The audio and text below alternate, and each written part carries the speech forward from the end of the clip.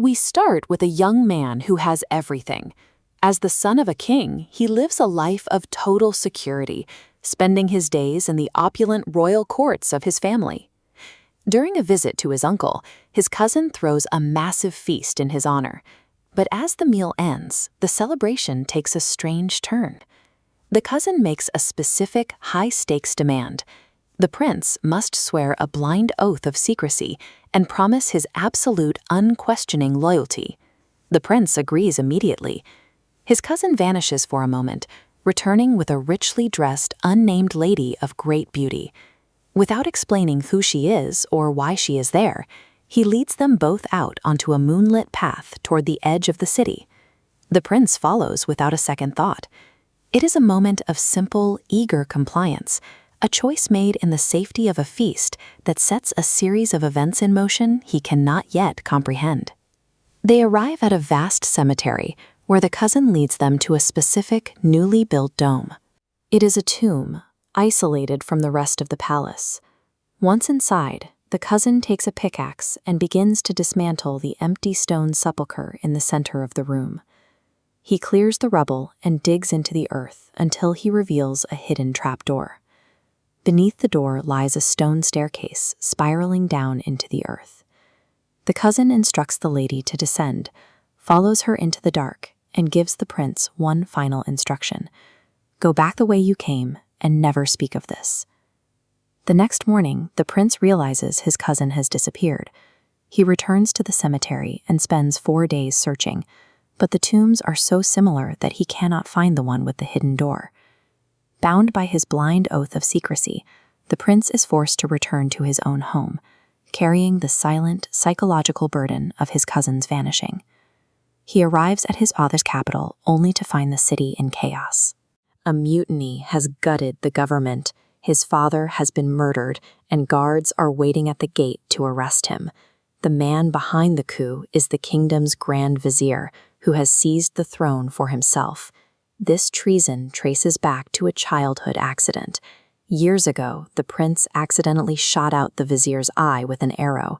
The vizier let that grievance fester, waiting until he had the power to turn a childhood mistake into a national catastrophe.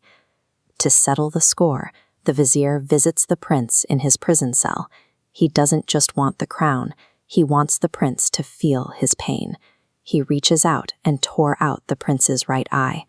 The loss of the kingdom and the eye are the physical consequences of a past that refused to stay buried. It is proof that a single moment of carelessness can eventually demand everything you own. The prince is sent into the desert to be executed, but he uses his tears and prayers to move the executioners to mercy.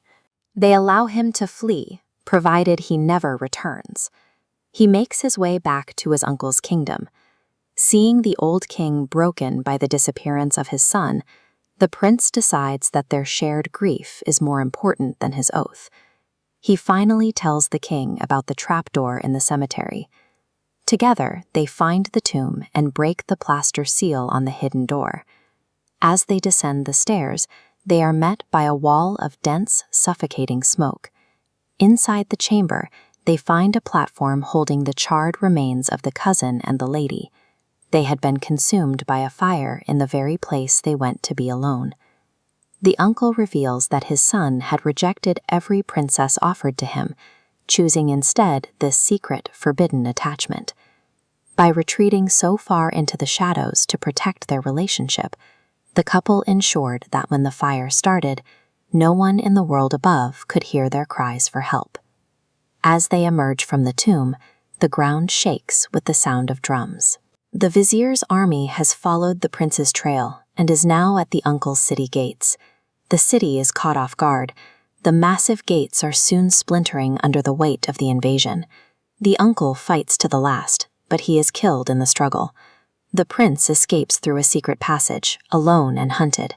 His father is gone, his uncle is dead, and his enemies are now in control of everything he ever loved. The collapse is total. Between a childhood accident and a Stindl Lignite oath, the legacy of 2 separate kingdoms has been completely erased. To survive in a world that wants him dead, the prince performs a final act of erasure.